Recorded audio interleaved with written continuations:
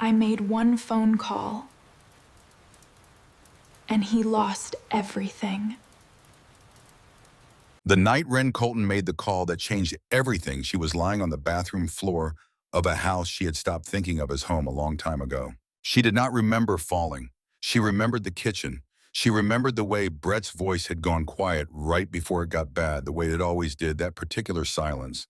That was not peace, but the held breath before the storm. She remembered the edge of the counter, catching her shoulder as she turned. She remembered the sound her wrist made when she tried to catch herself against the wall, a sound she felt more than heard. Something dry and final happening inside her arm that she understood immediately and completely, even before the pain arrived. After that, her memory came in pieces. The hallway, the carpet under her knees, the bathroom tile cold against her cheek when she finally stopped moving, her right arm lying across her lap at an angle it was never supposed to make. She looked at it and felt almost nothing, which was worse than the pain would have been, because nothing meant her body had been through this kind of thing before and had learned to go somewhere else while it happened. The door to the bathroom was locked. She did not remember locking it. Some part of her that still wanted to live had done that without asking permission.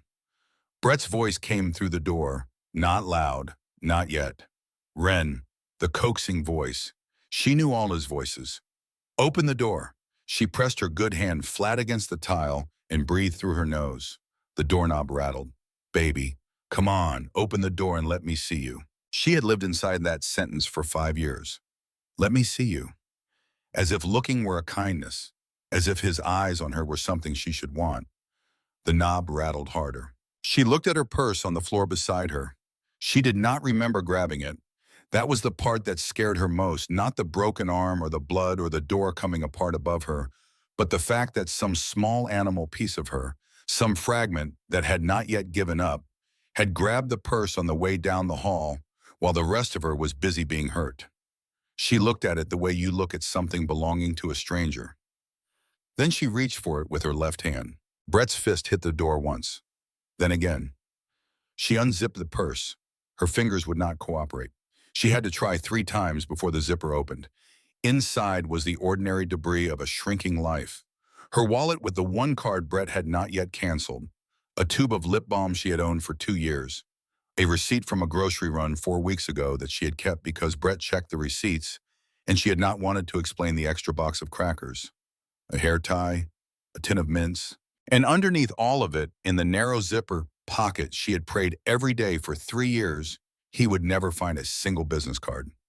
Heavy paper, thick enough to feel expensive just holding it, cream-colored plain black print, Vincent Hale, a phone number below the name.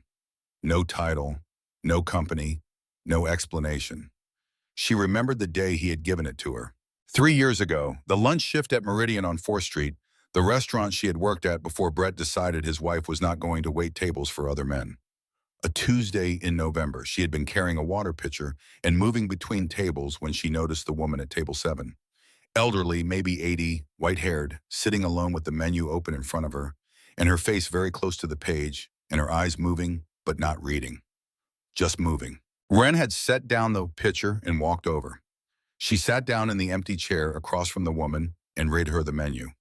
Not the whole menu, just the things the woman asked about soups and specials and whether the fish was fresh. It took maybe 6 minutes. Nobody asked her to do it. No one was watching, or so she thought.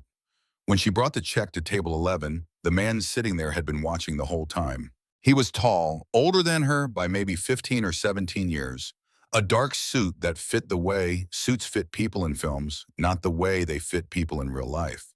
He had a face that did not smile easily, or perhaps at all. Not unfriendly, just still. The way certain bodies of water are still, not because nothing is happening beneath them, but because everything happening beneath them is too deep to ripple the surface.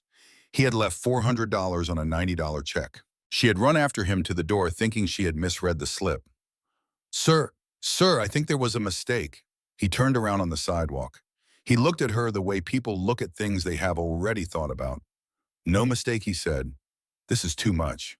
He reached into the inside pocket of his jacket and took out the card. He held it out and she took it because it felt rude not to. "You were kind to that woman," he said. "You sat down. Most people walk past. She had started to say something. She had not gotten the words out. "If you ever need anything," he said, "day or night, it will reach me." She had hidden the card that same afternoon, behind the lining of the zipper pocket. She had forgotten about it the way you have to forget about things when forgetting is the only way to keep them safe. 3 years had gone by. Her world had gotten smaller every month, the way a room gets smaller when someone keeps moving the walls in an inch at a time, slowly enough that you do not notice until you cannot stretch your arms out anymore. Now she was on the bathroom floor, with the card in her palm and Brett's shoulder hitting the door. She fumbled her phone out with her left hand. Her thumb would not work right. She had to wipe blood from the screen before the face recognition would open it. When it finally did, she dialed without thinking about it, without deciding, because if she thought about it, she would talk herself out of it, and she knew exactly what would happen after that. One ring, two rings. He is not going to answer. It has been 3 years. He does not remember you. That was a kind thing a stranger did once. It did not mean anything. Nobody is going to answer this phone at 2 in the morning for a woman he spoke to once outside a restaurant 3 years ago. Hale. The voice was exactly as she remembered it, low and flat and completely awake, as if 2 in the morning were no different from 2 in the afternoon, as if the hour were not a strange thing at all.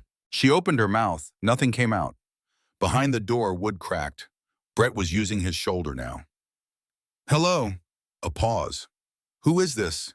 She tried again. Her voice broke on the first syllable. There was a pause on the line, just 1 or 2 beats, and then his voice shifted. It did not get louder or softer. It got precise the way a surgeon's hand gets precise when something goes wrong on the table. "Tell me your name." "Ren." Her voice was barely audible even to herself. "Ren Colton." "Ren, are you hurt?" "Yes." "Are you in a room you can lock?" "I already locked it." "Is someone trying to reach you?" "Yes." "Is it the man you live with?" "Yes." The door jumped in its frame. Brett was not using his shoulder anymore. He was using his foot. "Give me your address." She gave it to him. Her voice shook on every syllable. He repeated it back to her exactly, and she heard movement on his end of the line, a door-opening footsteps on stone fast. A man's voice in the background saying, "Sir," and right away, "Sir." She understood that Vincent Hale was already moving before she finished telling him where she was. 22 minutes, he said. "Do you hear me, Ren? 22 minutes. He is going to kill me tonight." The words came out before she knew she had said them. "Mr. Hale, he told me he was going to. Tonight he said he was going to. He is not going to touch you again. Not a promise, not reassurance. He said it the way a man states a fact he has already verified. The way someone says it is Tuesday. 22 minutes. Stay on the line. I am right here." She set the phone on the tile with the speaker open and pressed it flat against her chest. The door splintered, a long tearing sound. She saw Brett's eye through the gap near the hinge. She had looked into those eyes thousands of times in 5 years, and she knew every version of them. The laughing version, the sorry version, the blank version that came after drinking, the bright version that came after something else. This version she had seen only twice before. The version that had already decided. "Who the hell are you talking to?" His voice through the broken wood was not the coaxing voice anymore. It was the third voice, the one with no bottom to it. She dropped the phone face down on the tile. She could not tell if the call was still connected.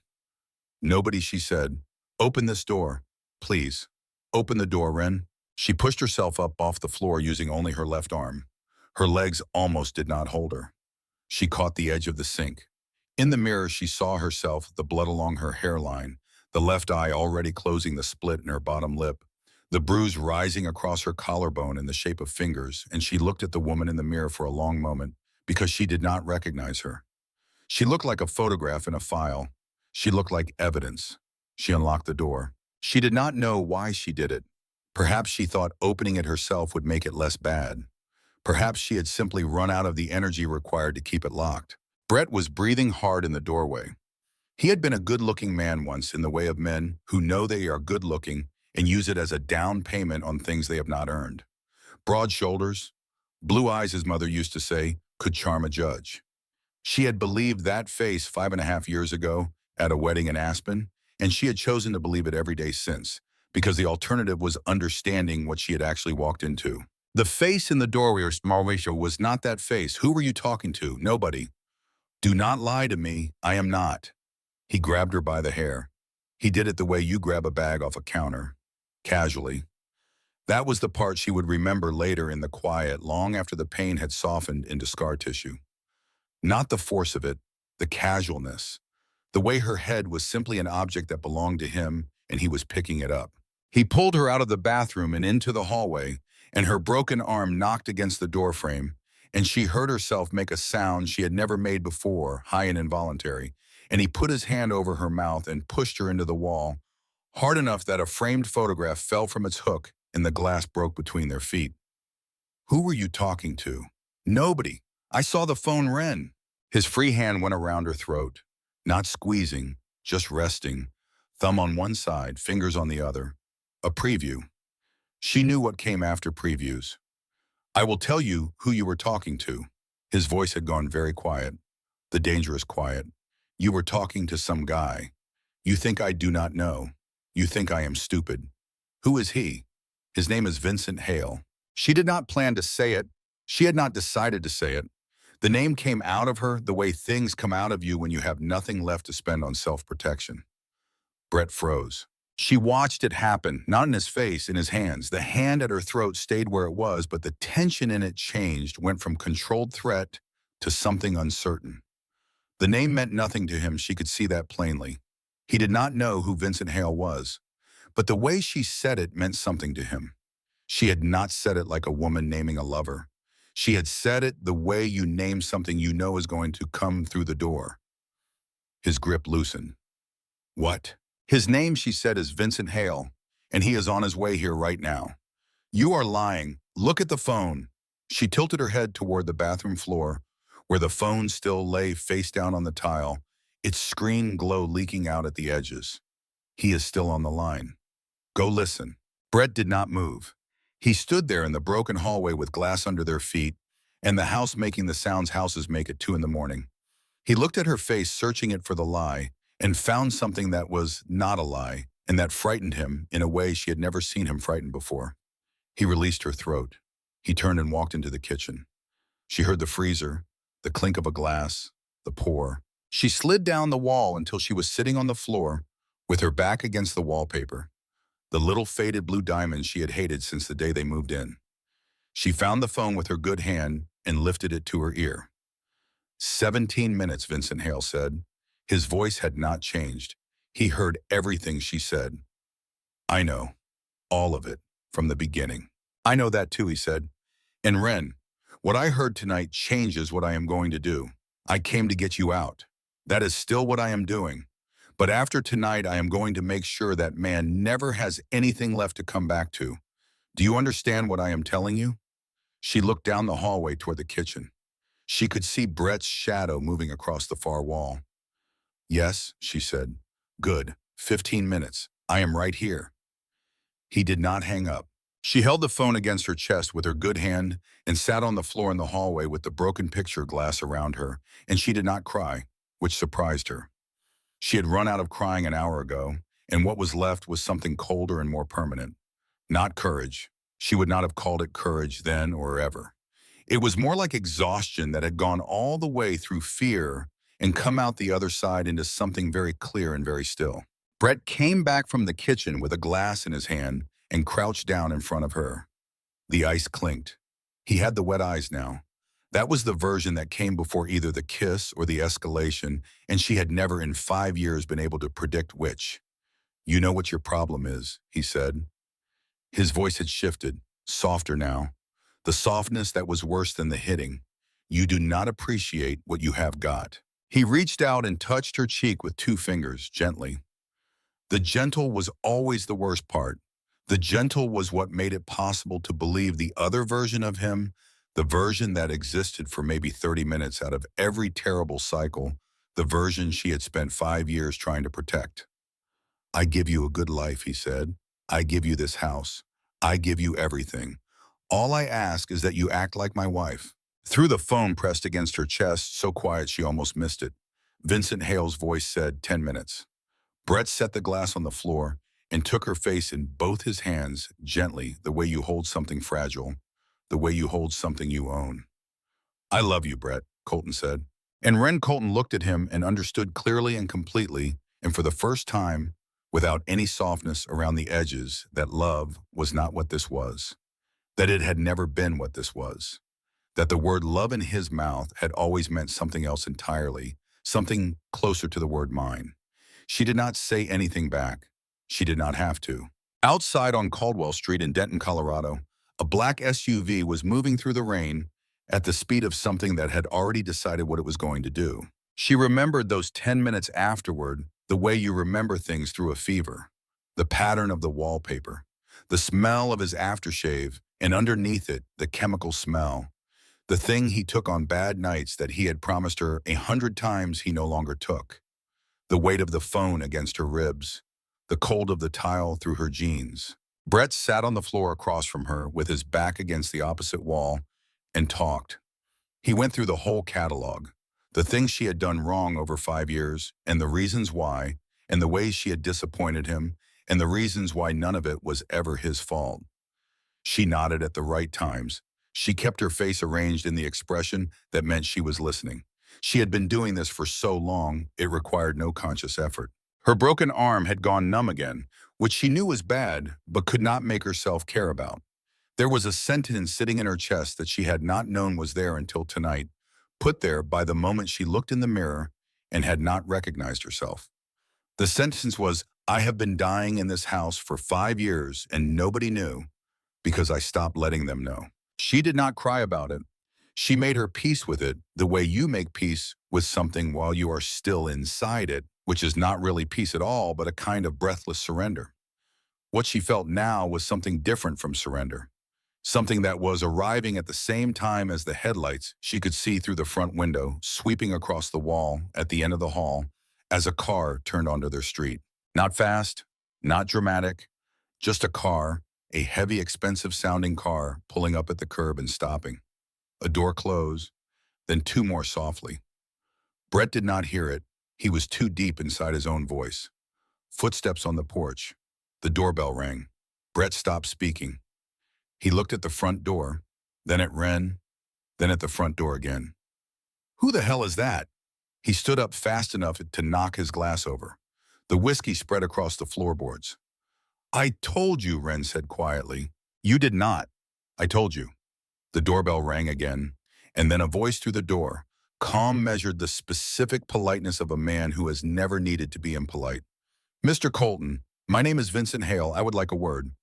The color left Brett Colton's face. Not because he knew the name. She could see plainly that he still did not know it. What drained out of him had nothing to do with recognition. It was something older and more instinctive. Something his nervous system understood before his mind had caught up.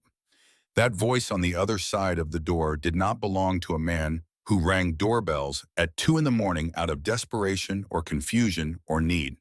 It belonged to a man who rang them because he had chosen to, because giving someone the chance to open the door was a courtesy he was extending once and would not extend again. Brett looked at Ren. She looked back at him.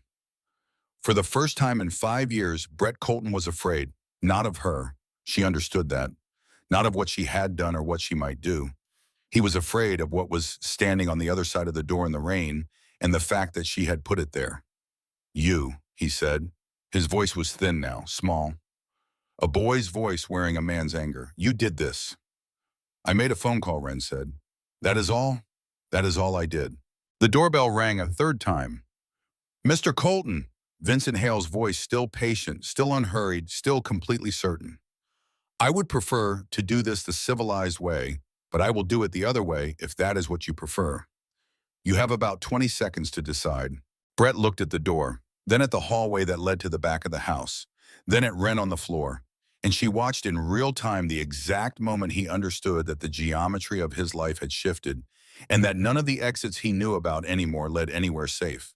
He walked to the door. His hand shook on the knob. He opened it. She could not see past him from the floor. She could only see fragments. The edge of a dark coat, polished shoes wet from rain. Behind them back on the porch, 2 other shapes, one broad as a door frame, and a voice quiet, close, just on the other side of her husband. "Mr. Colton, who the hell do you think you are coming to My name is Vincent Hale. May I come in?" "Who the hell?" The voice did not rise. It simply sharpened the way a blade finds its edge against the stone. "I am not asking." She heard Brett take one step backward. The door opened wider, the soft sound of expensive shoes crossing her threshold. Vincent Hale came down the hallway. He was exactly as she remembered and nothing like she remembered. The same frame, the same face that did not smile. Dark suit rain on the shoulders. Older than he had been outside the restaurant 3 years ago, gray at his temples, a line between his brows that looked like it had been earned over a long time. He looked at Brett once, one brief, uninterested glance, the way you look at a thing that has already been dealt with in your mind. Then he looked past him at Ren on the floor, with her broken arm and her split lip and the photograph glass around her feet and the wallpaper she had always hated. Something moved across his face that was not calm at all. It lasted less than a second. Then it was gone. He crossed the hallway in 3 steps and knelt in front of her, careful not to come too close. He held out his hand, palm up, and waited. "Miss Colton, Mr. Hale, may I?" She looked at his hand, she looked at his face, and she thought about all the hands she had held in her life and what most of them had eventually become. And then she thought about the phone call and the 22 minutes and the fact that he had not hung up and he had not lied and he had said what he said about not hurting her in the same voice he said everything else. That same, even unhurried voice. And she believed it the way you believe things when you have nothing left to lose by believing them. She put her good hand in his. "Get me out of here," she said. Vincent Hale closed his fingers around hers, gently, as if she were made of something he did not want to break. "Yes, ma'am," he said. Behind him, Brett opened his mouth to say something. The last word. The kind of last word small men reach for when they feel the ground moving under them. Garrett stepped into the hallway from behind Vincent and put one large hand flat against Brett's chest and said very quietly, without any particular emotion at all, "Sit down, Mr. Colton. The adults are talking." Dr. Ruth Maddox came in from the porch. She was 50 or so, gray hair cut short, a black canvas bag over one shoulder. She had the face of a woman who had seen a great many things and been surprised by none of them for a long time. She looked at Ren with an expression that did something rare. It did not pity her. It simply took inventory. "Hi, honey. My name is Ruth.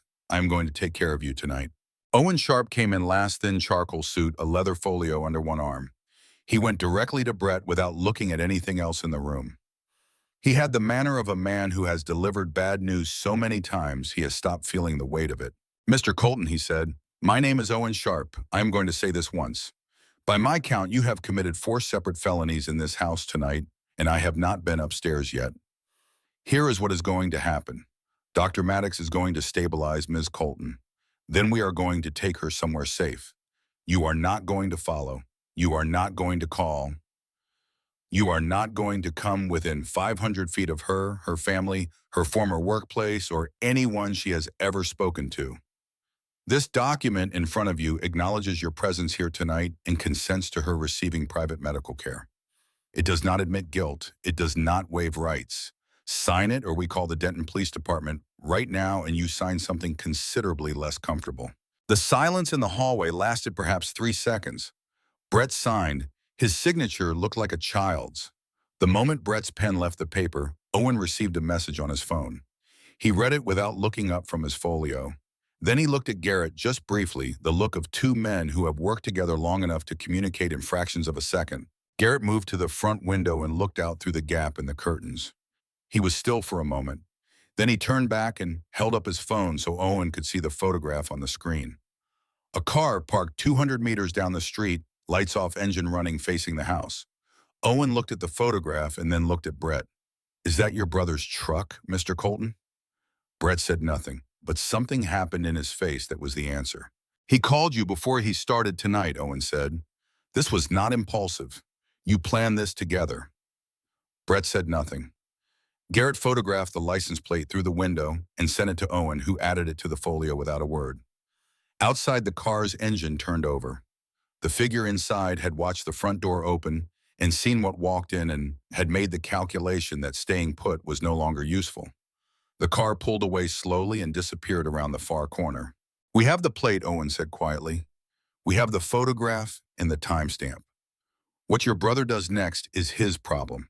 What you have already done tonight is ours. Vincent remained where he was, kneeling beside Ren, saying nothing because there was nothing that needed saying. He had listened to the hallway for 14 minutes through an open phone line. He had heard the version of Brett Colton that did not perform for anyone, the version that existed in the gap between the coaxing voice and the third voice, the version that explained everything Ren had survived. That 14 minutes had not changed what he came here to do. It had changed the scope of what would follow. Getting Ren out was the whole of tonight. Everything that came after tonight was going to be thorough in a way that a man living in a rented room in a state he did not choose would eventually understand fully. Dr. Maddox knelt beside Ren and opened her bag without looking at it. Her hands were already moving. I am going to look at your arm first, Ruth said. I am not going to touch it yet. I just want to see. Is that all right? All right, good. Now tell me, did you lose consciousness at any point tonight? I do not know. Maybe. I do not remember getting to the bathroom floor. That is okay. We will figure it out together. When Dr. Maddox said she needed the splint set, she asked Ren to count backward from 10. Ren got to 5 before her voice broke. Ruth finished at 3. The pain was a white noise that lasted 4 seconds and then went smaller, the way a sound goes smaller when it is moving away from you. Vincent came back to her when it was done. He crouched down again and asked her in the same quiet way he asked everything if there was anything in the house she wanted to take with her. The question stopped her. No one had asked her a question like that in 5 years. The question assumed she had something in this house that was hers.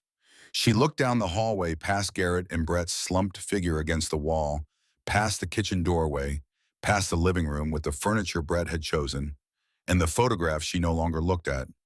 There is a book, she said. Upstairs, in the back of the closet on the top shelf. It was my mother's. What kind of book? A cookbook. Frances Colton's Kitchen. She wrote it out by hand in a composition notebook when I was a girl.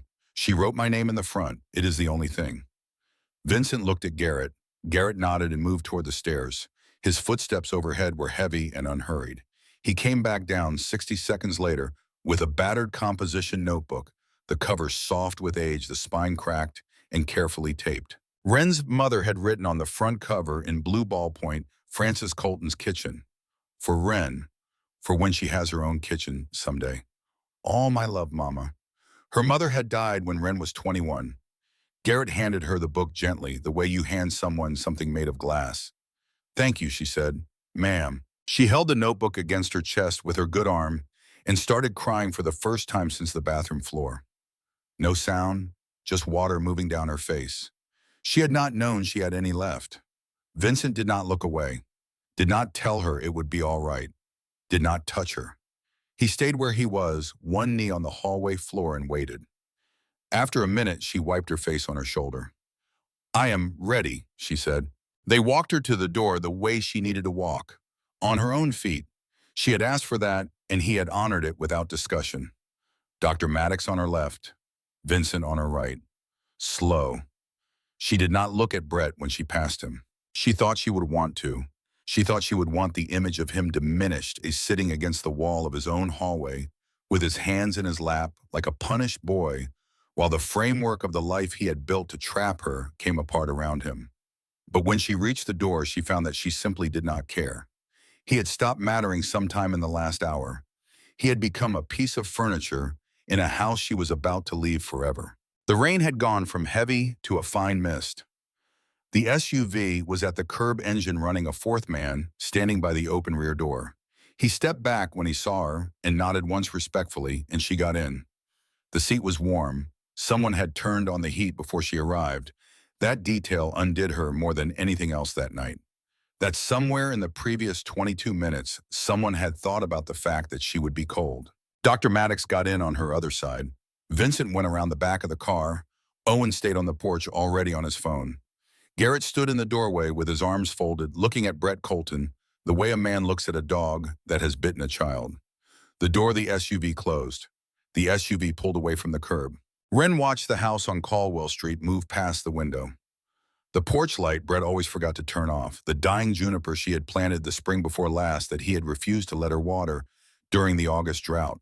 The mailbox with Colton on the side in the handwriting of a man she had never met, who had lived here before them and put his name on things the way people do when they believe places belong to them.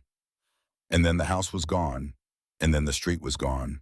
And Ren Colton was moving for the first time in 5 years in a direction that was not toward him. She cried the whole way to the highway. Not loud, not the kind of crying that sounds like anything. Just a steady, quiet leak she could not stop and did not try to stop. Dr. Maddox held a tissue near her hand without drawing attention to it. Vincent sat on her other side and looked out his window and gave her the only privacy you can give someone inside a moving car, which is to refuse to witness them. After a long time on the highway, Ren said, "I do not understand why you came." Vincent turned his head. "Because you called," he said. "I know, but—" She pressed the tissue against her eye. "You do not know me. You had dinner at the restaurant where I worked. Once. 3 years ago." He was quiet for a moment. "A long time ago," he said, "there was someone I did not help. Someone I should have helped. I was younger. I thought I was important. I believed that being important was a real thing that mattered. It turned out it did not prevent me from being a coward when it counted." What happened to her? He did not answer. She understood she was not going to get an answer, and also that she did not need one. "I am sorry," she said. "Do not be sorry for me." He looked out the window. "I have spent the rest of my life since then listening. When someone tells me their name in a particular way, I listen. You told me your name 3 years ago outside a restaurant on a November afternoon, and you said it the way a woman says a thing she is trying to remember the sound of. So I listened, and I kept listening." Ren did not know what to do with that. She turned her face toward the window. The SUV kept going through the rain, through the dark, through the long, flat stretch of Colorado night that was for the first time in a very long time, taking her somewhere that was not back. She slept before they reached the property. Not deeply, not restfully, but the thin gray sleep of a body that has finally been given permission to stop holding itself upright. Dr. Maddox pressed a bottle of water into her hand at some point and told her to drink, and she drank, and it tasted so purely of itself, cold and clean, and nothing else, that she almost woke up completely from the cleanness of it. The house at the end of the long gravel drive was set back from the trees in a clearing. 2 stories, stone and dark wood, every window lit. A woman was waiting on the front steps with a blanket over her arm. Dorothea had worked for Vincent for 11 years. She had the face of someone who had made peace with most things and was not easily unsettled by the rest. She came down the steps before the SUV had fully stopped and opened the door and looked at Ren in the way a grandmother looks at a child coming in from a very long cold. "Oh, honey," she said, "come on inside." The bedroom they gave her was larger than the bathroom she had been locked in 6 hours before. The sheets were soft in a way that felt unfamiliar against her skin. A glass of water on the nightstand. A lamp turned down to almost nothing. Ren checked the door twice before she let herself get into the bed. She slept 11 hours. She woke in pieces. A little at 7, a little more at 9, all the way at 10:30 when the sunlight was coming through the gap in the curtains and there was a soft knock at the door. Honey, Dorothea's voice. "It is me. Can I come in?" "Yes." Dorothea came in with a tray. Not a simple tray.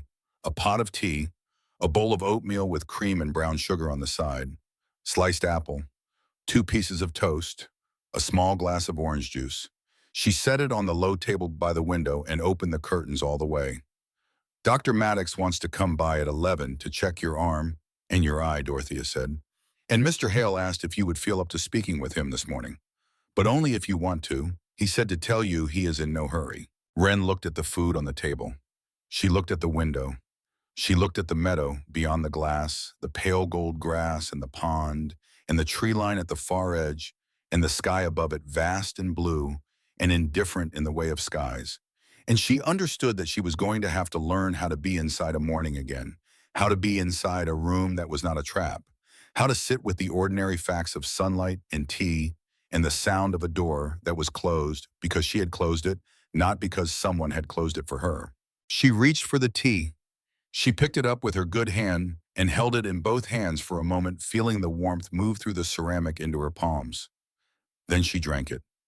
It was a beginning. The morning Dr. Maddox took her for x-rays, Ren sat in the passenger seat of a gray sedan and watched the Colorado countryside move past the window, and tried to remember the last time she had ridden in a car without watching the driver's hands. The facility was 40 minutes away, a low brown building on the edge of a town so small she missed the sign. No name on the door. A woman at the front desk who smiled at Ruth in a way that said they had done this before and did not ask Wren her name. She buzzed them through a side hallway into an exam room that had been prepared already, lights on gown, folded the x-ray technician next door waiting. They took pictures of her arm. They took pictures of her face. The arm was a clean break of the ulna, lower than she had thought, and it needed to be set properly. Not surgery, but not something you tough out either.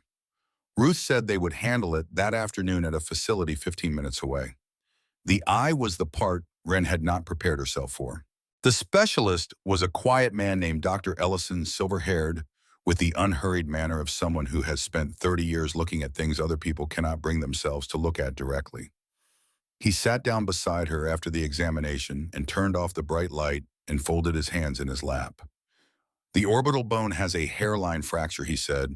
The muscles are intact. Your vision is not in danger. But I want you to hear me on the next part. She looked at him. If he had struck you 2 inches lower, you would have lost vision in that eye permanently. I am not telling you this to frighten you. I am telling you because at some point, and I have seen this enough times to know it will happen, someone is going to say to you that it was not that bad, that he did not really mean it, that you are exaggerating. People say these things because it makes them more comfortable. I want you to have something to answer that with. So when they say it was not that bad, you remember this room. You remember my face, and you know. Wren did not cry. She had thought she might. She reached out instead and put her hand on the sleeve of his white coat and held it there for a moment. Thank you, she said. He covered her hand with his own briefly and then stood up and turned the light back on and went back to being a doctor. The setting of the arm was done at the other facility under light anesthesia. A pleasant man in scrubs counted backward from 10 with her and smiled as her eyes closed. When she woke, her arm was in a proper cast from elbow to knuckles, and someone had put a cup of ice chips on the table beside her, and she thought about that, about someone having thought to put ice chips there, and almost cried about the smallness of it and decided not to. They drove back to the house in the afternoon with the sun going down flat and gold across the long fields. Ruth drove with one hand a gas station coffee, in the other, the radio drifting in and out of a classical station. Halfway back, Wren said, "Is he going to ask me to sleep with him?" Ruth did not flinch. Ruth also did not smile, which Wren appreciated. "No," Ruth said. "How do you know?" Because I have worked with him for 11 years, and he has never once crossed a line like that with any woman he has helped. There was a woman 9 or 10 years ago now who told him she would do anything he wanted if he kept helping her daughter. She thought that was the arrangement. He sat her down and said, "I remember this clearly because I was standing in the other room and I heard it through the doorway." He said, "Ma'am, if you believe I am a man who would purchase help with a woman's body, you have misread me so badly we cannot continue working together." And then he made her a cup of coffee and she cried and he let her. Wren watched the fields.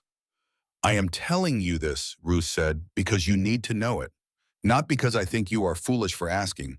You are asking the right question. Every woman he has helped asks it eventually. Most ask it later than you. The fact that you are asking it on day 2 tells me something about you. What does it tell you? That you are going to be all right faster than most." "Faster than most is still slow," Wren said. "Yeah," Ruth said. "Yeah, honey, it is."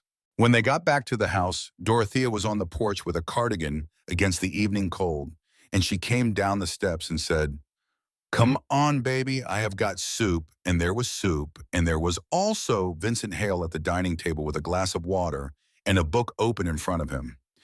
He stood when Wren came in. He did not walk toward her. He looked at her face, at the eye patch at the cast on her arm, and he said quietly, "You look tired. Eat what you can. Sleep as long as you need." "Did you sleep?" she asked. "Not yet." "Vincent, I will tonight." She ate half the soup. Dorothea did not push her to eat more. Wren went upstairs. The bed had been freshly made. Someone had placed her mother's notebook on the nightstand in the exact position she would have put it herself if she had had the energy to think about it.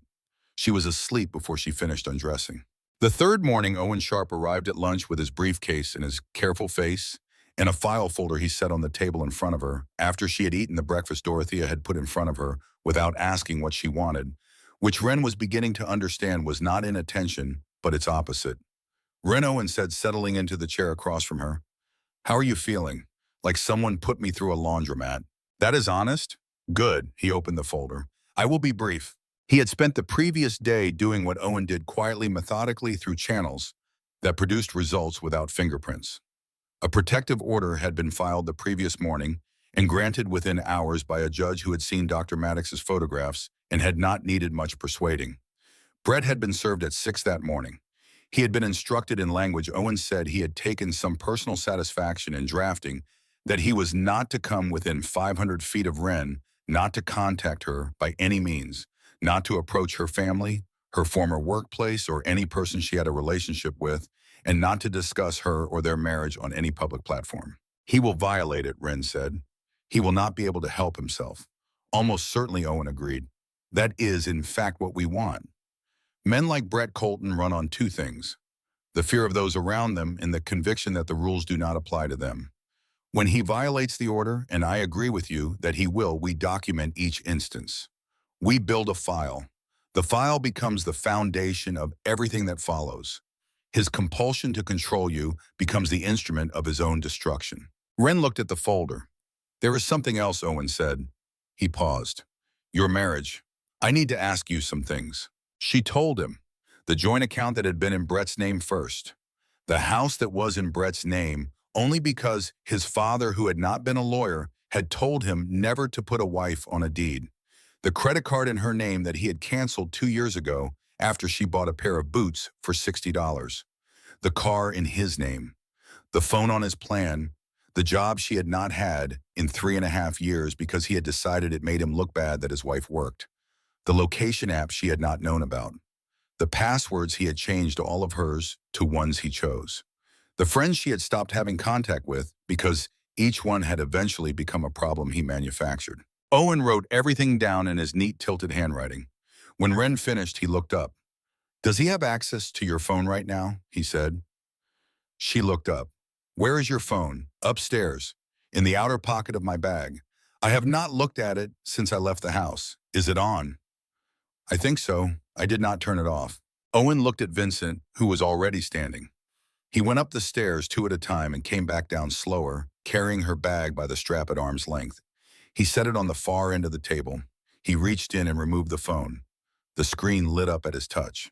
29 missed calls, 53 messages, all from Brett's personal number and his work number and 3 numbers she did not recognize, which were almost certainly Brett borrowing other people's phones because he knew she would not answer his. She could read the message previews on the locked screen from where she sat. She did not look at them directly, but she could see the shapes of the words, the rhythm of them, and she recognized the rhythm instantly, the way you recognize a smell that takes you back to a room you spent years trying to leave. He knows where this house is, Owen said.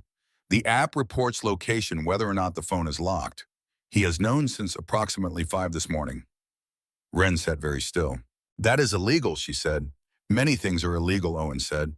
Mr. Colton is not at present demonstrating significant concern for that. He looked at Vincent. I am going to step outside and make some calls. They moved her that night. Before they packed the car before Owen drove the phone to its destination, Wren asked for paper. Dorothea brought her a yellow legal pad and a pen, and Wren sat at the dining table for 40 minutes and wrote and crossed out and wrote again, while Vincent sat at the other end of the table working through papers of his own and left her alone with it. When she put the pen down, she pushed the pad across to him. He read it twice without his expression changing. Is this what you want to say? He asked. Yes. You can write something longer. You have earned longer. No, this is what I want. Exactly this. He nodded. She picked up the phone. She went directly to Brett's thread without reading the messages. She typed what she had written on the yellow pad word for word. It said, Brett, I am not coming back. I am not speaking to you again. Do not call, do not write, do not look for me. You do not get the last word. I do. This is it. Wren. She held her thumb over the send button for 3 seconds. She pressed it. She set the phone face down on the table. She sat back. And she cried quietly because she had not understood until she pressed that button that she had been waiting her entire marriage to have the last word, that she had never once in 5 years been allowed to end a thing. He had always ended things chosen when they were finished, chosen the shape of the closing. And now, for the first time, she had ended something, and the ending was hers. Owen drove the phone to a closed gas station 90 minutes away in the opposite direction from the second house. He watched from a car half a mile back on a monitor connected to the station's security cameras. Brett arrived 38 minutes after the message sent. He came in fast, got out of his truck, circled the lot, tried the locked doors, looked under a dumpster, screamed something at a camera he found bolted above the door. He read the message. He read it twice more. Then he threw the phone. It hit the asphalt hard and skidded to a stop against the base of a gas pump. Inside that phone were 5 years of photographs and the last 3 voicemails Ren's mother had ever left her, which she had never deleted and had never backed up because there had not been a moment in 5 years when she could do something like that without Brett finding it and deciding what it meant. Brett Colton stood in an empty parking lot under the flat night sky and screamed at the dark. The cameras recorded all of it. 4 angles, audio. Owen presented the footage to Vincent over breakfast the following morning. In the second house, a proper farmhouse from the 1920s in a valley in the Harlow foothills, wide plank floors and worn stair treads, and a woman named Martha who ran it and was cheerful in a way that filled rooms without crowding them. This, Owen said, placing a drive on the table is what I would call our opening position. The second house had a different quality than the first. The first had been emergency shelter, a held breath. The second began to feel after a few days like something a person could actually be inside of. The ceilings were lower. The kitchen smelled of wood and coffee. There was a porch that faced east and caught the morning light. Ren began seeing Dr. Abigail Rowan on the 4th day. Abigail had an office in the town of Harlow, 30 minutes from the farmhouse above a bakery, and she had short brown hair and small silver glasses, and a habit of waiting 3 full seconds after you finished speaking before she responded, which Ren hated at first and then came to understand was a gift. Ren told her about the weather. That was the only word she had for what the days felt like. She could not choose what kind of morning she woke into. She would be standing at the kitchen sink washing a bowl feeling completely functional and then set the bowl down and be on the floor and not remember sitting. She would laugh at something on the radio and then catch a particular angle of light in the hallway and be back in the house on Caldwell Street smelling his aftershave and the chemical underneath it, her arms screaming, the door coming apart. That is trauma, Abigail said. Your nervous system is doing its job. It protected you. It just has not been told yet that the protection is no longer necessary. When does it get told? Slowly, by the 1,000 mornings in a row where nothing bad happens, by the people around you who do not re-trigger it, by you gradually making the choice to believe you are somewhere else now. Ren went back to this farmhouse after every session and slept 2 hours. She did not know why. Abigail said the body was doing work. On the 8th day, a man named Silas Bodine knocked on the back door of the farmhouse and asked if anyone wanted to help him in the garden. He was perhaps 65, weathered and compact, with the quiet efficiency of someone who had been working with his hands for 4 decades and had made his peace with every task that implied. He did not treat Ren like someone who had recently been through something. He treated her like a person who was standing near a garden in need of attention. He handed her a pair of gloves and a pair of pruning shears and pointed at a boxwood that had gone ragged on one side. She pruned for 2 hours. She did not cry once. When she went inside, she ate a full dinner for the first time since arriving. The next morning, she was outside looking for Silas before the coffee finished brewing. What else, she said. He raised an eyebrow. Then he showed her where the beds needed turning and what the difference was between the pruning cut for a live branch and a dead one. He showed her how to test soil moisture with 2 fingers instead of a meter. He told her the names of things without being asked. 2 weeks in, she killed a rosemary plant by overwatering it. She stood in the small greenhouse, looking at it, and felt the weight of it come down on her, the specific grief of a dead plant that was not really about the plant at all, and she sat down on an overturned crate and cried for 45 minutes. Silas found her there. He sat down on another crate and looked at the rosemary for a moment. Ms. Wren, he said, the first rosemary always goes. That is just how it is. It is how you learn the difference between caring for something and drowning it. You just made that up. He considered this. Maybe. Still true. She laughed, a real one from her stomach, the first real laugh since before the hallway. She had forgotten she still had those. Silas pretended not to notice. That was his gift. He did not witness her recoveries. He simply kept working and let her catch up. 12 days after leaving the house on Caldwell Street on a Tuesday morning, with the sun coming through the east window of the farmhouse bedroom, Wren sat on the window seat with a phone Vincent had arranged for her new number, new account, solely in her name, and held it for 40 minutes without dialing. The number she had was Vivian's, her sister. 30 months of silence between them, the silence Brett had engineered so carefully over 2.5 years that by the end, Wren had half believed it was her own choice. She dialed. Vivian picked up on the second ring. The silence that followed lasted maybe 4 seconds and contained everything. 2.5 years of Christmas calls that had not happened. Of voicemails Vivian had eventually stopped leaving. Of a sister who had calculated correctly that the woman on the other end was not free to speak and had decided wrongly that not pushing harder was the right call. Vivian said, "Hey, oh God, Wren. Oh my God, I am okay, I am safe. Where are you?" "Colorado." "Not the house, somewhere else. I left." I left." Vivian started crying. Vivian, who had been the tough one their entire childhood, who had punched a boy in 6th grade for calling Wren names on the school bus, who had not cried at their mother's funeral because someone had to hold Wren upright. That Vivian was crying on the phone in a way Wren had never heard. Not grief exactly, but the specific sound of fear that has been held too long and is finally all at once being let go. "I thought," Vivian said, "every year, every Christmas, I kept thinking I was going to get a call from a police department." "I know. Wren, I should have pushed harder. Stop. Do not do that. He would have cut you off anyway. That was what he was building toward. You could not have known how far it would go. I knew something was wrong." "You told me at the wedding," Wren said. "You told me before we were even engaged." "I chose not to hear you. I get to say that. I do not get to say a lot of things yet, but I get to say that one." Vivian was quiet for a long moment. "Who got you out?" she asked. Wren looked out the farmhouse window at the gold morning. "A man I waited on once at a restaurant," she said. 3 years ago. He gave me a card. I kept it. I do not entirely know why I kept it. When I needed it, it was there." "A man you waited on. I know how it sounds. Wren, is he?" "He is not," Wren said. "He is complicated, Viv. He is not a good man in the way you mean good. But he is so far exactly what he says he is, which is someone who got me out and is letting me decide what comes next." "Are you going to fall in love with him?" "I do not know what I am going to be," Wren said. "I do not know who I am yet. I have to find that out before I know what I want to do with her." "That is the smartest thing you have ever said." "I know. I am coming to see you." "Not yet, Viv." "Wren, not yet. Give me a month, maybe 2.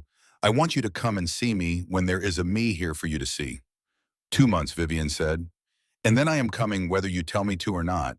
"Okay, swear. I swear. On Mama." Wren's throat closed. "On Mama," she said. She hung up and lay down on the window seat and cried for an hour. Not the silent crying, the kind that comes from a muscle you have been clenching for so long, you forgot it was clenched finally all at once, releasing. On the 14th day, Owen came to the farmhouse with new information.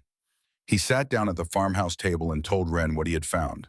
Brett was telling people in Denton that Wren had run off with another man, that he had forgiven her multiple times, that he had begged her to stay and she had taken money from their account and disappeared.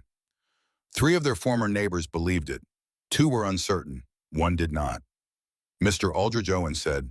"The man across the street." Wren closed her eyes for a moment. Mr. Aldridge was 80 years old and had had a stroke 3 years ago that had left him with a cane and a slight drag to his left foot. Brett had forbidden Wren from speaking to him after she waved to him from the driveway one afternoon. Brett had told her Mr. Aldridge wanted to sleep with her.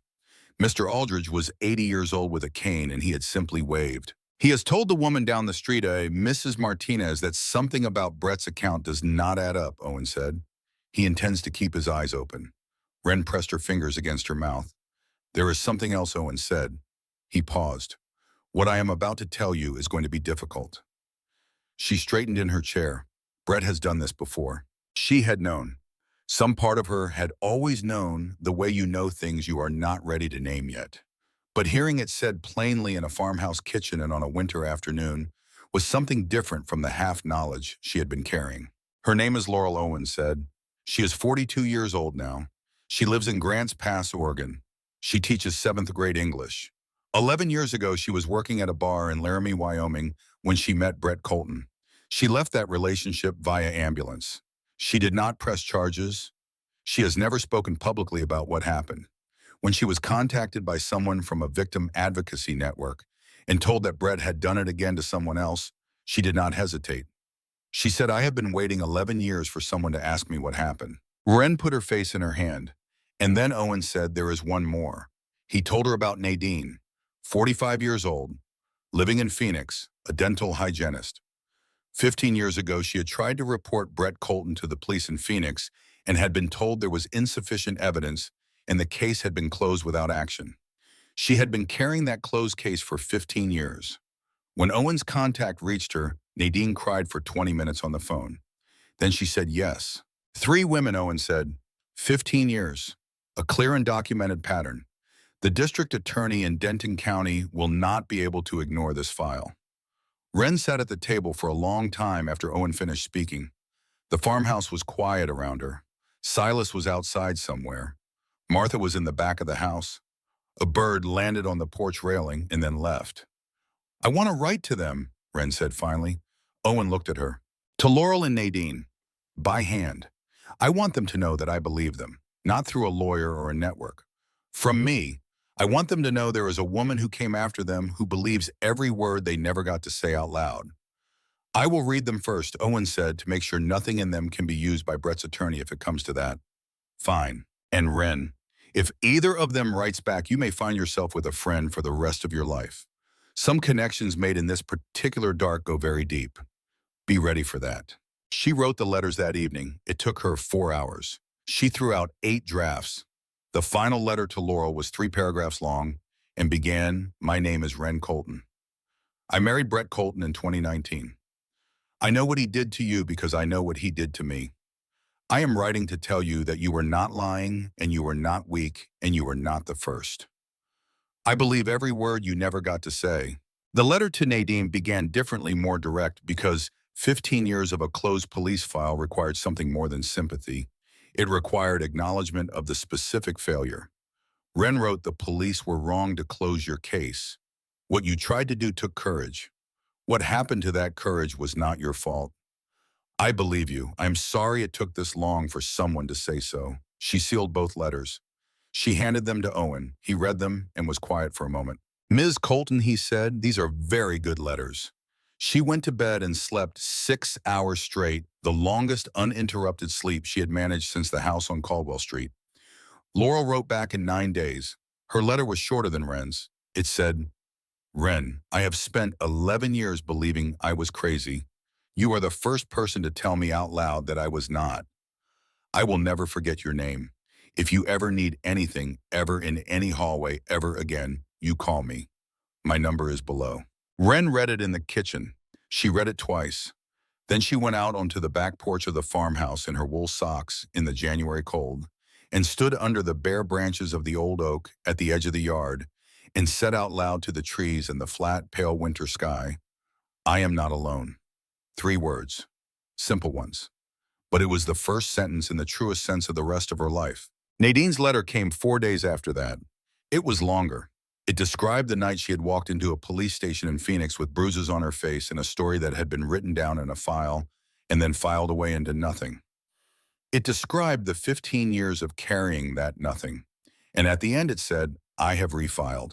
I found an attorney last week. It is the first time I have felt like I was standing upright in 15 years. Owen received word 2 weeks later that Nadine's refiled report had been accepted. He called Ren on a Thursday afternoon and told her.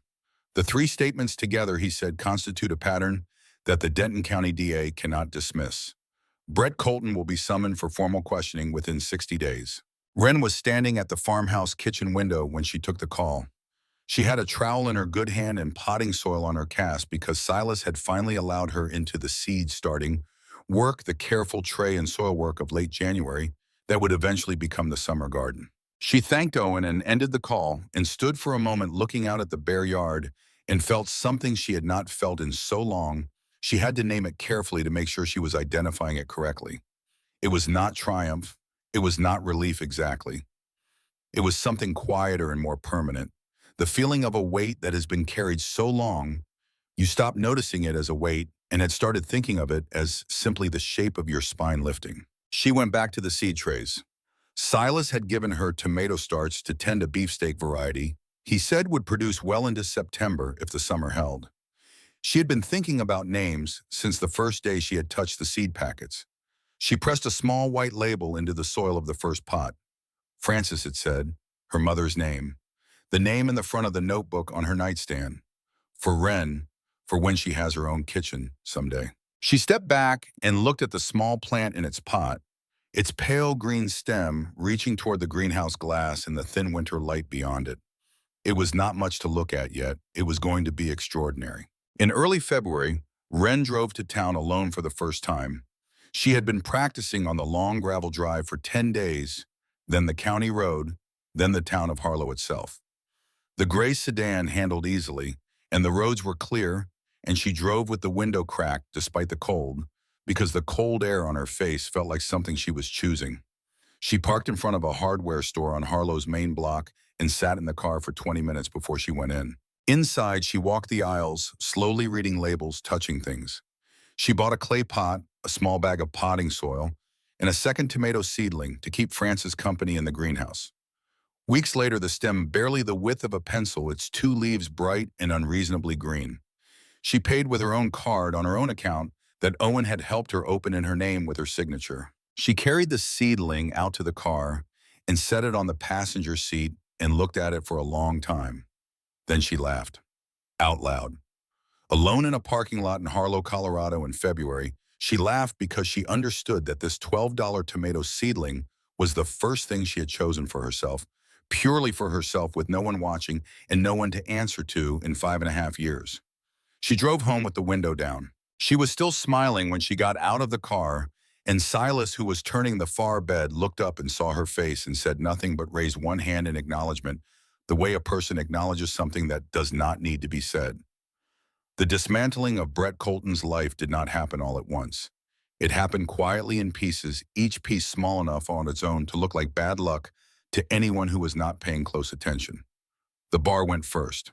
Brett had co-owned a place called Anchor on 15th Street in Denton for 9 years with a silent partner named Douglas Merritt, who had put up the majority of the initial money and collected a quiet percentage every quarter without ever showing his face behind the bar. Douglas Merritt also had 3 commercial loans outstanding with a regional lender based in Denver. That lender had recently been acquired by a holding company whose board was patient and thorough and entirely within its legal rights to restructure terms on existing loans.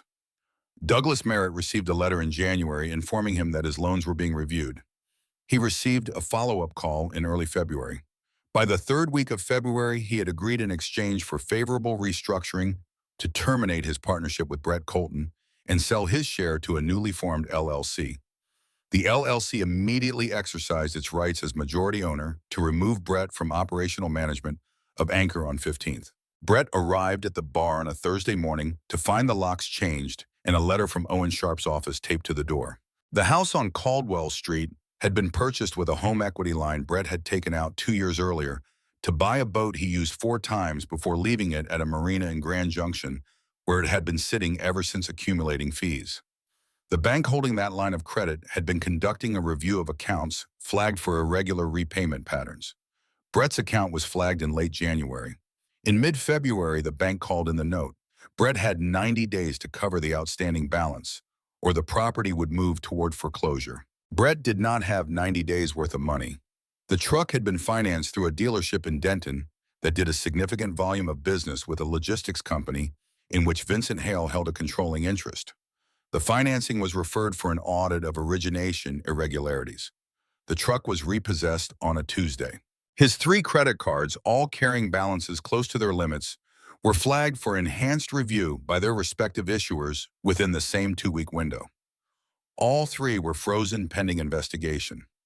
A cousin in Pueblo who had offered Brett a position with his roofing company received a phone call from a man he did not know who described in calm and specific terms certain facts about Brett Colton's recent history that the cousin had not been aware of. The offer was quietly withdrawn. There was also the matter of Brett's brother. The man who had sat in the dark car 200 meters from the house on Caldwell Street on the night of the phone call had been identified within 48 hours by Owen through the license plate Garrett had photographed. His name was Derek Colton, 41 years old, employed as an underwriter at an insurance firm in Boulder. He had known about Brett's plans that night. He had been parked nearby as a measure of insurance there to help with whatever came after if things went the way Brett expected them to go. He had instead watched three men walk into his brother's house and walk out with his brother's wife and his brother's future in the law's long reach. Owen sent a carefully assembled package to the compliance department of Derek Colton's employer in the third week of February. The package contained the photograph of the car, the license plate, the timestamp, and a brief factual account of what the car's presence at that location at that time implied. It contained no accusations, only facts, and asked only that the firm satisfy itself with respect to any conduct bearing on the professional standing of its employees. Derek Colton was placed on administrative leave pending review within 1 week of the package's arrival. He resigned 12 days after that before the review concluded. Owen told Wren about this on a Thursday call in early March. He helped Brett plan it, she said. He was present that night, Owen said. What he intended to help with is a matter of inference. What he was there for is documented fact. Wren looked out the farmhouse window at the greenhouse, where Frances was growing visibly stronger every day. Good, she said. She did not say it with satisfaction exactly. She said it the way you say a word when the thing it names is simply true and you are done arguing with the truth of it.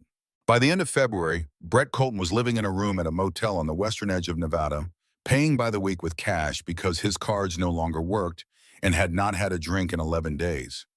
Not because he had found God or clarity or any particular resolve, but because the last time he had tried to buy alcohol, the card had been declined and he had stood at a liquor store counter in a town where nobody knew him and understood with a completeness he had not been prepared for that he was on the other side of something. He could not yet see what was on this side. He only knew it was not what had been on the other side.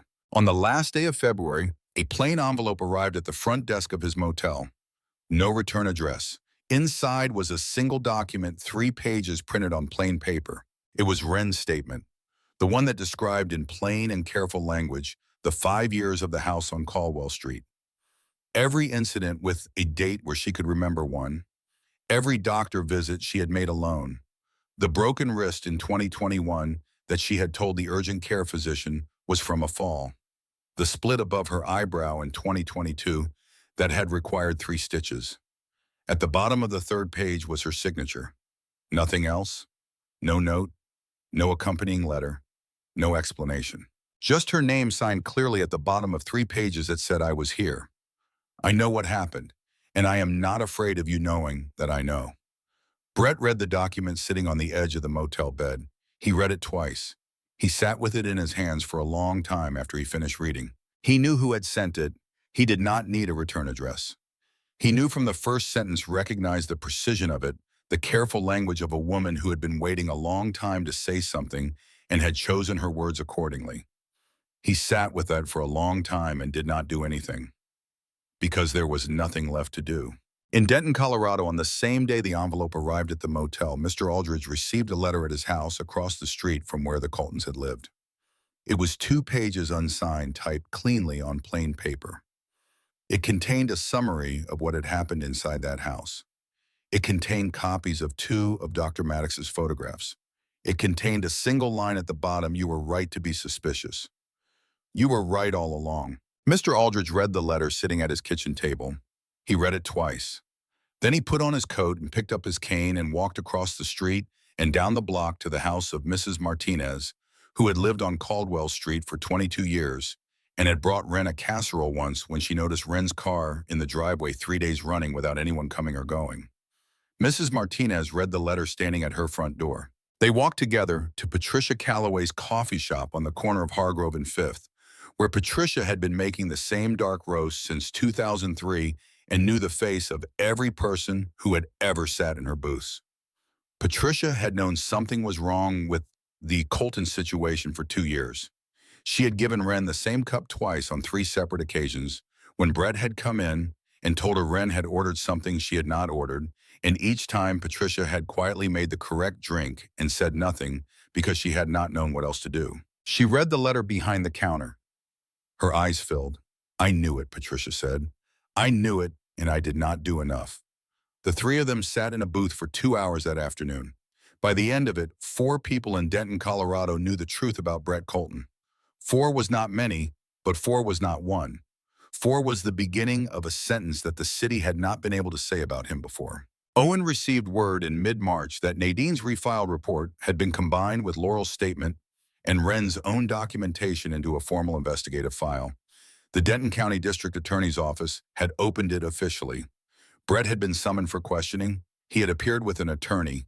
He had, according to Owen, looked considerably diminished from the man who had stood in the doorway of a house on Caldwell Street in October and believed his name on a deed meant his name on a person. The DA was not ready to charge yet. These things moved at their own speed through systems not built for speed. What mattered, Owen said, was that the file existed, that when the next thing happened, the next woman would not be the first one on paper. She would be the fourth. She would walk into a system that already knew his name. Wren received this information standing at the farmhouse window with Frances visible through the glass in the greenhouse, thick-stemmed and reaching hard toward the light. She thanked Owen. She ended the call. She went outside and found Silas and told him the tomatoes were ready to go into the greenhouse bed, and he said he had been thinking the same thing, and they moved them together that afternoon carefully, root ball by root ball, into the soil where they would have room to grow into themselves. In early April, Vincent came to the farmhouse on a Sunday evening with a bottle of wine and a folder. He had been coming on Sundays since late February, sometimes for dinner, sometimes just for an hour in the kitchen, and Wren had come to understand that the Sundays were deliberate, that he had chosen that rhythm specifically so that he would not become the rhythm of her days, so that his presence would be a thing she could anticipate and choose to be present for, rather than something ambient and inescapable. She had come to appreciate Sundays. He sat across from her at the farmhouse table, and he set the folder down and he told her what he was proposing. The network that had helped her was not new. He had been running it for 14 years in one form or another, through properties he kept, through professionals he retained, through a quiet fund that he had always been the sole decision maker for. It had helped 11 women before her. 2 of them had stayed in contact. The others had needed to not have his number in their phones, and he respected that entirely. But it had always been his, he said, his money, his decisions, his sense of what was needed. And he had come to understand over 14 years that this was the wrong structure. The people best positioned to know what was needed were not men with funds, but women who had been on the floor. He had been waiting, he said, without knowing. He was waiting for someone who could run it better than he could. He looked at her. He told her he wanted to transfer the structure to her name. The properties, the fund, the retainer, agreements with Owen and Dr. Maddox and Abigail Rowan's practice. He wanted to work for her, not the other way around. On paper, formally with her as the signatory and him as a consultant, she could call on or not call on as she saw fit. Wren looked at him across the table for a long time. "I am not ready for that," she said. "I know," he said. "I still wake up at 3 in the morning and do not know where I am. I know. I am not a person who runs things. I am a person who is learning to run herself." He looked at her with his gray eyes and said nothing for a moment. Then he said, "Wren, you have been running it already. You have done it without noticing that it was a system because you have been too tired to notice. But it is a system. And all I am asking is that you let it be one with your name on it, so that if something happens to me, what you have built does not disappear because one man's checkbook is in probate." She looked at the folder. "Can I think about it? As long as you need. That is not fair. You need an answer." "I do not," he said. "I've spent my entire life needing answers on my schedule. I am trying something different with you. You can take all winter. The work is getting done. Nothing is on fire." She almost smiled. "She took 2 weeks.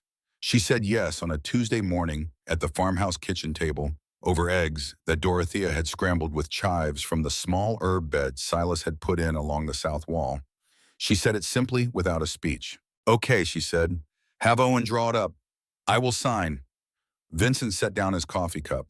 He looked at her for a moment and something moved through his face that she had learned to recognize the rare cracking open of the composure that was his natural state, brief and unperformed, and not meant for anyone, just the thing itself. He stood up and walked around the table and kissed the top of her head the way you acknowledge something that matters without needing to perform the acknowledgement.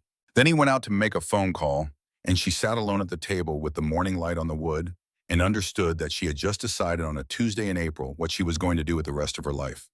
Vivian came in mid-April and stayed 9 days. She arrived on a Thursday afternoon in a rental car she had driven too fast from the Denver airport, and she stood on the farmhouse porch and looked at Ren for a long moment before she said anything. "You look like yourself," Vivian said. "You look like you again." Ren did not know how to respond to that, so she just said, "Come inside," and took her sister's bag and brought her into the kitchen where Dorothea had made coffee. They cried some. They laughed more. On the fifth night, they sat on the farmhouse porch with a bottle of wine and the temperature dropping, and neither of them moving because neither of them wanted the night to be over. And Vivian told Ren every terrible thing she had thought about Brett Colton in the 2.5 years of silence in a continuous monologue that lasted 40 minutes and was, Ren decided, one of the most loving things anyone had ever done for her. On the last night, Vivian looked out at the meadow in the dark and said, "The man who owns this place." Ren said, "Do not. I am not asking." Vivian said, "I am just saying. I know what you are just saying. He waits at the end of the path when he walks you back. You told me that. He does not come to the door unless you open it. Men do not do that, Ren. Some do. Not enough of them." Ren looked at the dark meadow. "He is trying to let me rebuild," she said, "and he knows that pushing breaks people worse. So he does not push. That is the whole of it." Vivian was quiet for a moment. "And you," she said, "what are you doing?" "I am growing a tomato," Ren said. Vivian laughed. "A real one." "Ren Colton," Vivian said. "Look at you, look at me," Ren said quietly to the dark. In May, Ren moved into the small caretaker's cottage at the edge of the property. 2 rooms and a kitchen and a sunroom that caught the afternoon light 400 yards from the main house down a path through the trees. She had walked into it one afternoon and known immediately. This. Vincent had offered it to her for $1 a year on a lease signed to her alone. She had tried to argue. He had told her he would not be talked higher and that at some point she was going to have to let him do something for her that was not mathematically even. She moved in 3 weeks later, and she had not been unhappy in it for a single day. In that same month, she started volunteering at the Harlow Public Library. She had walked in one morning and told the head librarian, a woman named Bernadette, who wore her reading glasses on a chain and had the air of someone who had been running this particular room since before you were born, that she would like to help. With what Bernadette said, "Anything. That is not how volunteering works." "It is today," Ren said. Bernadette had looked at her over the glasses for a long moment. Then she had said shelving returns Tuesdays and Thursdays and story time for the 3s and 4s on Thursday afternoons, if you are comfortable with children. Ren said yes because saying yes to things she was not entirely comfortable with was the practice Abigail had given her, and she was trying to do the practice. She was nervous before the first Thursday story time. The second was easier. By the 4th Thursday, she had a regular group of 11 children who sat in a circle on a worn rug in the back corner of the children's section and looked at her with the kind of absolute undivided attention that children give to people they have decided to trust. She read them a book about a mouse who lost a button. Halfway through, she started crying. The children thought it was about the mouse, which was sad in a couple of places, and several of them came forward and patted her knees. A 4-year-old girl named Juno, missing her front tooth, climbed into her lap without asking. "It is okay, Miss Wren," Juno said with great authority. "He finds the button at the end. I know, baby. So you do not have to cry, I know. But if you have to, you can. My mom says it is okay to cry if you have to." "Your mom sounds smart." "She is," Juno said. "She is the smartest in our whole house." Wren walked to her car after story time and sat in the driver's seat for 20 minutes before she could drive. She had not been looked at like that by anyone in a very long time. She had spent 5 years being looked at as a problem, a possession, a disappointment. She had forgotten what it felt like to be looked at as simply a person who was present and welcome. It felt like something she wanted to keep. In June, Frances produced her first yellow flowers. Silas counted them with the same matter-of-fact tone he used for everything and told Wren that Frances was going to have a strong season. Wren stood in the greenhouse doorway and looked at those small yellow flowers and felt something she did not have a name for yet, something that was not happiness exactly, but was in the direction of it, closer to it than she had been in a very long time. On a Thursday in late July, a woman came into story time and sat in the back of the children's section with a 3-year-old boy on her lap. She was 29 or 30, with the specific, careful stillness of someone who had learned to take up as little space as possible. She had a bruise on her jaw that had been covered with makeup by someone who knew how to cover bruises, which meant either she had done it herself many times or someone who cared about her had. The boy's name, Wren learned later, was Theo. The woman's name was Cassidy. She sat through both books and the closing song without making eye contact with anyone. Halfway through the second book, she began to cry without any sound, the particular kind of crying that women learn when they are not permitted to be heard. Wren finished the story time. She hugged Juno goodbye. She thanked the parents. She watched the room empty. Cassidy sat there. Wren walked over. She did not sit too close. She sat on a child-sized chair 2 feet away and put her forearms on her knees and waited. "Hi," she said after a moment. "Hi, I am Wren. I know. I have been coming for 3 weeks. I am Cassidy. It is good to meet you, Cassidy." Theo stirred in her lap and resettled and did not wake. "Is he your only one?" Wren asked. "Yes, he is beautiful." Cassidy made a sound that was half laugh and half something that had no name and dropped her chin to the top of her son's head. "I should go," Cassidy said. "I am sorry. I do not know why I should go. You do not have to go. You do not have to explain anything. You do not have to do anything. You can sit here in the back of the children's section for as long as you want." Cassidy looked at her for the first time, really looked, and Wren watched her face do the thing she recognized, the rapid, quiet calculation of whether this person was safe, whether showing something was going to cost more than it gave back, whether the risk of being seen was worth the possibility of being heard. "You have a Cassidy started." "I do," Wren said. "Not anymore." "But I did." "How long?" "5.5 years." "How did you—" "I had a phone number in my bag that I had been carrying for 3 years. When it got bad enough, I called it. A man came. He got me out." Cassidy stared at her. "A man?" "Yes. What did he want?" "Nothing. Nobody does nothing. He does. He is not like that. I am not telling you this because I want you to believe me about him. I am telling you because I want you to believe me about yourself." Cassidy's mouth trembled. "I do not have money. I do not have family nearby. He has a contact at the phone store who would tell him where I went." Wren looked at her steadily. "Can I give you a number?" she said. "What number?" "A woman in Denver. Her name is Elena and she runs a house. It is quiet and it is safe, and no one knows where it is except the people who need to. If you call her, she will meet you somewhere public and she will help you figure out what comes next. She will not tell you when to leave. She will not tell you what to do. She will just be there when you are ready."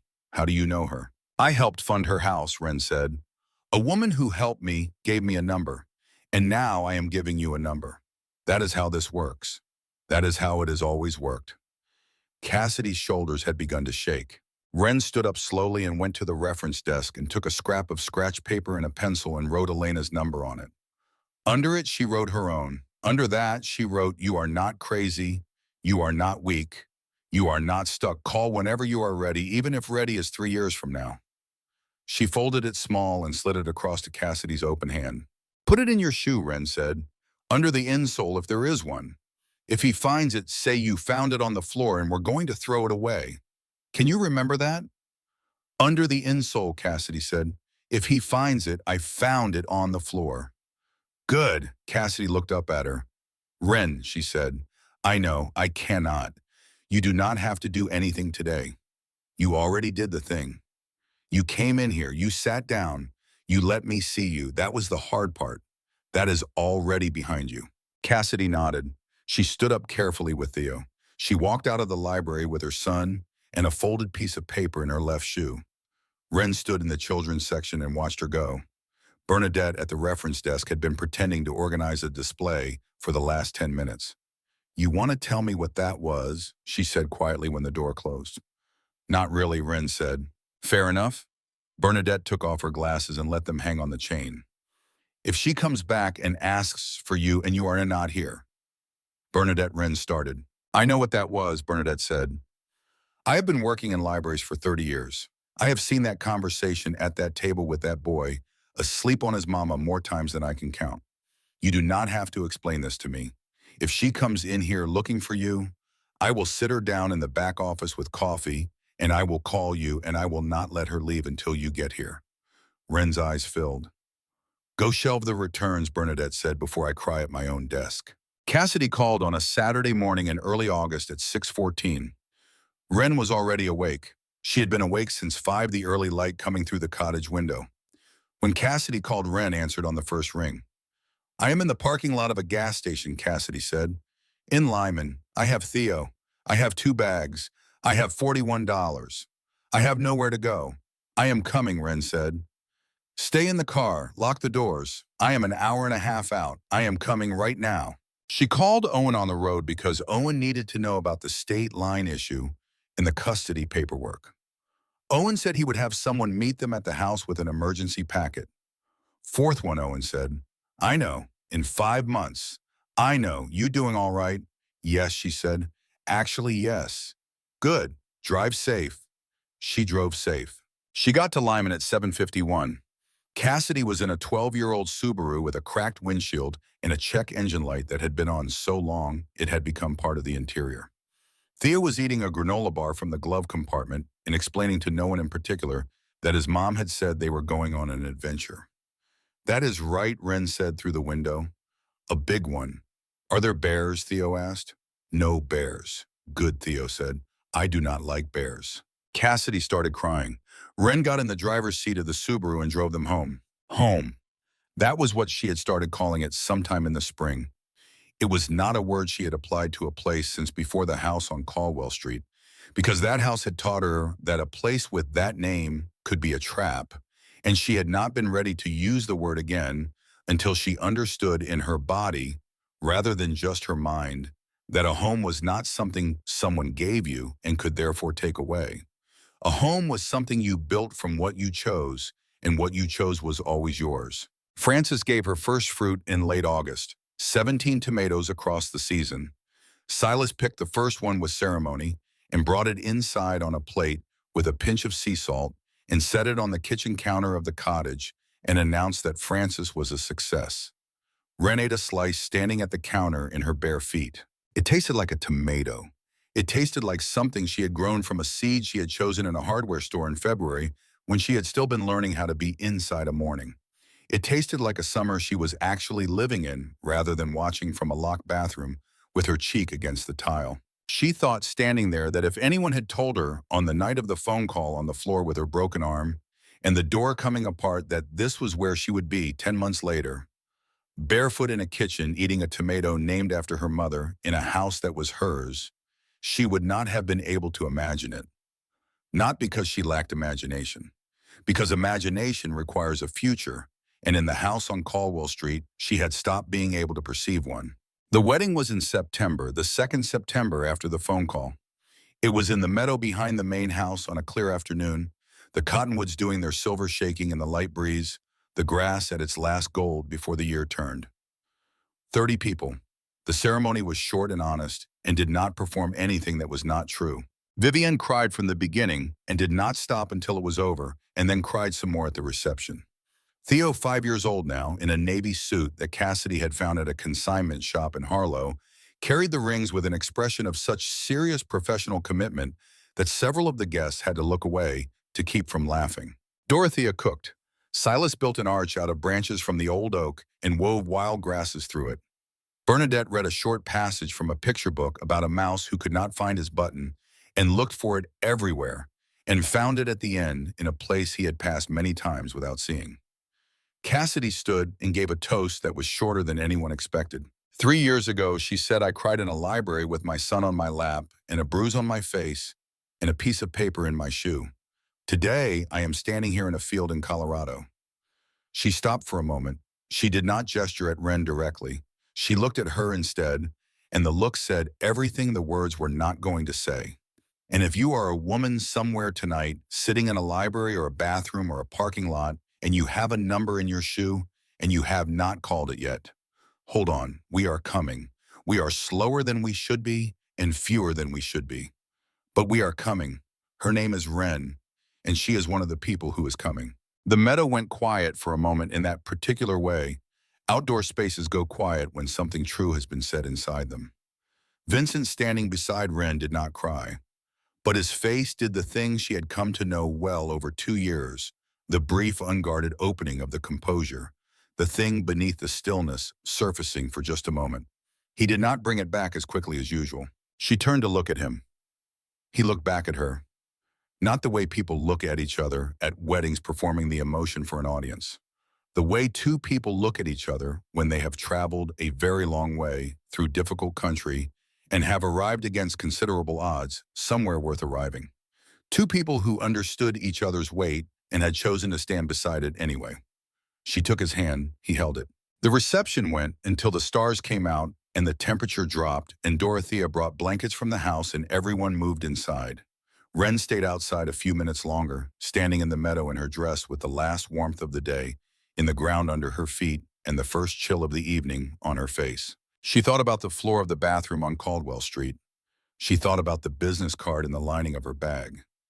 She thought about the 22 minutes, the sound of Vincent's voice saying, "I am right here," the way her broken arm had felt against the doorframe, the way Dorothea had said, "Oh, honey," and meant it. She thought about the woman who had lain on that floor and come so close to not making the call. Not because she had lacked the desire to survive. She had wanted to survive, but wanting to survive and believing survival was possible were two different things. And by the time she reached the phone that night, she had stopped believing survival was possible. She had believed that the best she could do was endure. She had believed that endurance was the whole shape of her future. She had been wrong. The call had cost nothing. It had cost less than the 30 seconds of doubt she had spent sitting on the floor deciding whether to make it. It had cost the pressure of one thumb on one button.